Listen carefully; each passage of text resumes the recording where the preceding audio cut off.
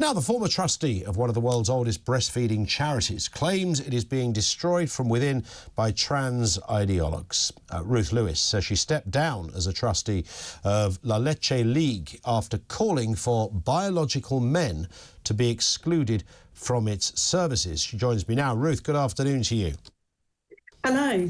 Nice to have you with us. Listen, this is one of those stories. I was saying this to a colleague earlier. You know, you read a story every now and again and you think, no, I've read that wrong. I'll have to read it again. I must have missed something in this. And then I read it again and I thought, well, I don't think I've missed anything on this. That you're suggesting that maybe biological men should not be at, you know, breastfeeding meetings and the like. And so I read it again and there it was. This is what happened. You were told to walk the plank for having the audacity to suggest that, well, blokes aren't really part of a breastfeeding group. Would that be a fair analysis of where we're at?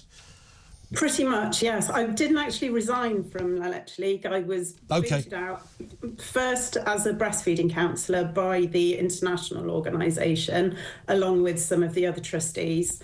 They said it was for disparaging LLL and talking to the press back in May when we were suspended. We were suspended for letting the volunteers, breastfeeding counsellors, know what the discussion was within the Council of Directors and what was going on there. And then, yes, it moved on from that. We were eventually in October, we had our accreditation as breastfeeding counsellors removed for talking about it, although the international board would dispute that. And then we had our AGM coming up 2 weeks ago and we were not re-elected. So now the council seems to be in the control of those who think that biological males should be given breastfeeding support and welcomed to meetings. But in order to do that, there need to be some changes to the charitable objects and beneficiaries of the charity, because currently the beneficiaries are mothers and children. And although women, the word woman is in dispute, as we can see at the Supreme Court at the moment, the word mother is not in dispute. That has a legal meaning as well as a biological reality. So the charity at least recognise that bit, do they? Well, they don't get a choice, because that's... Yes, that'd be... I mean, even based on the mad sort of upside-down world we're living in, even those ideologues can't argue that one away quite so easily. Absolutely. I mean, it is just extraordinary. Why would a biological man even need breastfeeding advice or counselling? Well, it is possible with hormones and medications to induce lactation in males. There isn't the research, there can't be the research to show that it's safe for babies, because it would be utterly unethical to do any research along those lines. What little research there is seems to be about how it makes the trans woman in question feel, whether that helps them with their identity, with little or no concern about any safeguarding issues for the baby. Sorry, do continue. Sorry, Ruth. So then there are safeguarding issues on so many levels around this. For the baby physically, because with the hormones that are involved, don't know what impact that's going to have on the child's development. And men who transition to become women, it is often as a result of a paraphilia. It's a sexual fetish and it is abuse.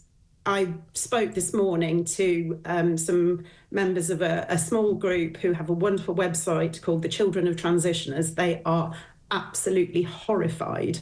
They wrote to LLLGB back in May when we were in the press previously, when 6 of us were suspended, and they have been trying to shout this from the rooftops for a long time. And so many organisations just want to minimise it and be kind.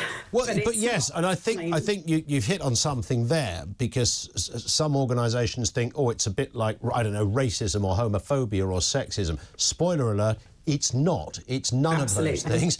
But that, I think, is where the starting point for some of them is that we don't want to be accused of an ism, so we better roll over on this stuff. I think there's something else going on, though, as well. I mean, you mentioned there that for some men who identify as women, it's either a fetish, they used to call it cross-dressing and things like that. It might be, but even those that believe they are, in the wrong body, when I've spoken to those people, and we've done many interviews on this, Ruth, hardly any of them are advocating for this.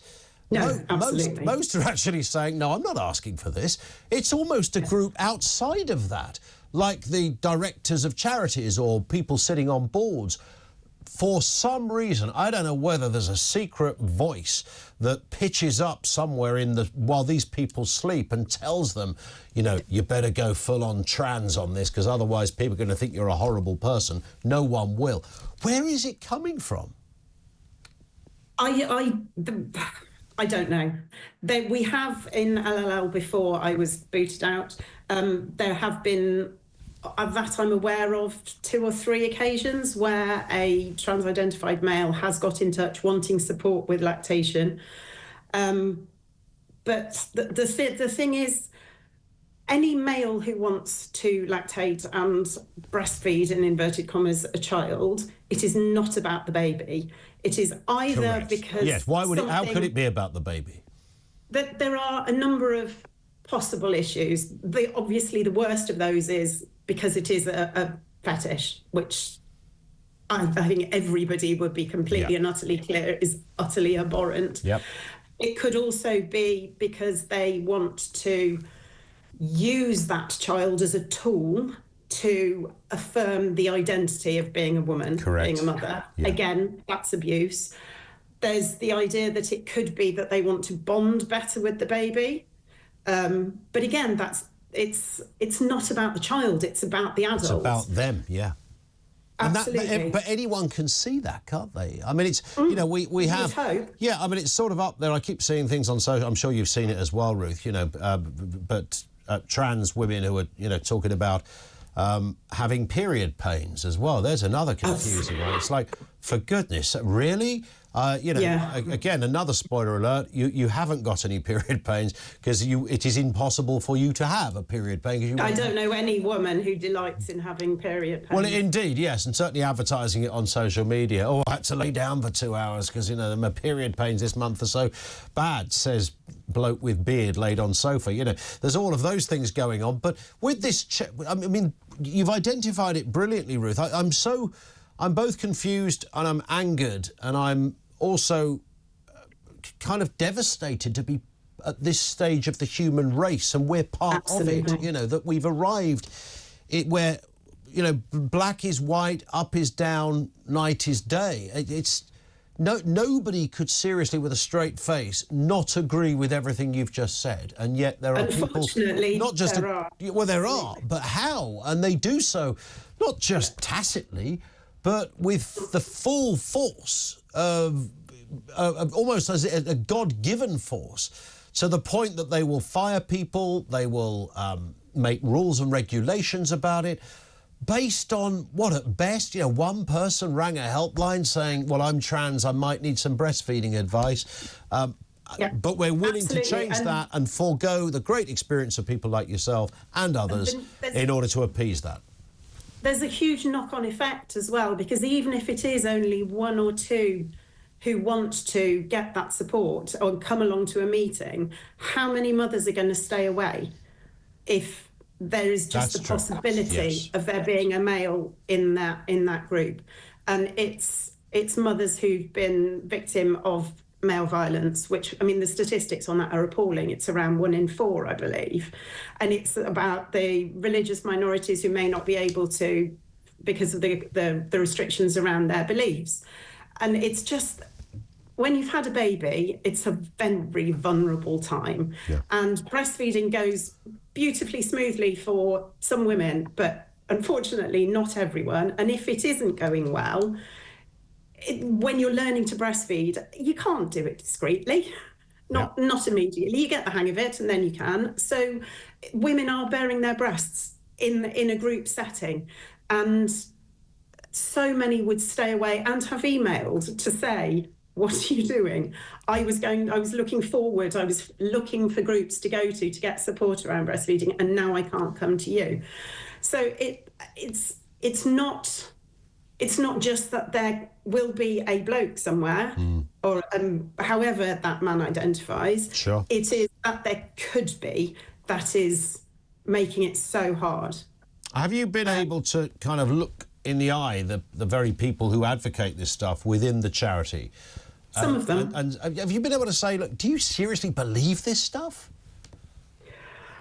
Well, it's hard. It's hard to do that in that circumstance, but more or less, yes.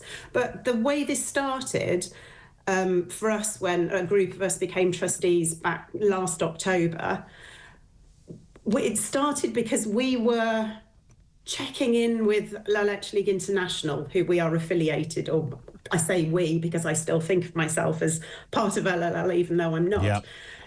We were asking for clarification about what their inclusion policies meant.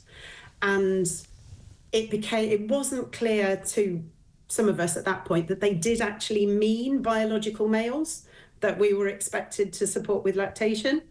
So, and in the Council of Directors, which is what we call the trustees in LLLGB, we were trying to talk about this policy as trustees, but we were shut down from doing so by those who thought that inclusion should include males, using the very policy that we needed to talk about. Wow. So language is a huge part of it as well. And that's actually how I kind of became aware of this to start with. As part of my volunteer role within LLL, Sure. I was the editor of Breastfeeding Matters, which is the member magazine.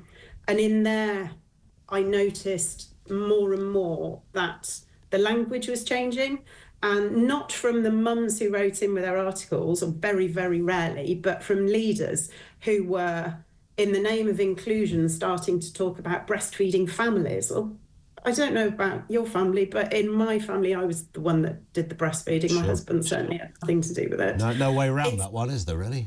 Not really, no. And it became more and more clear that the language, it matters so hugely on so many levels. Sure. It matters in health, and it certainly matters any time that biology is a significant issue, and that is obviously the case with breastfeeding. Yeah.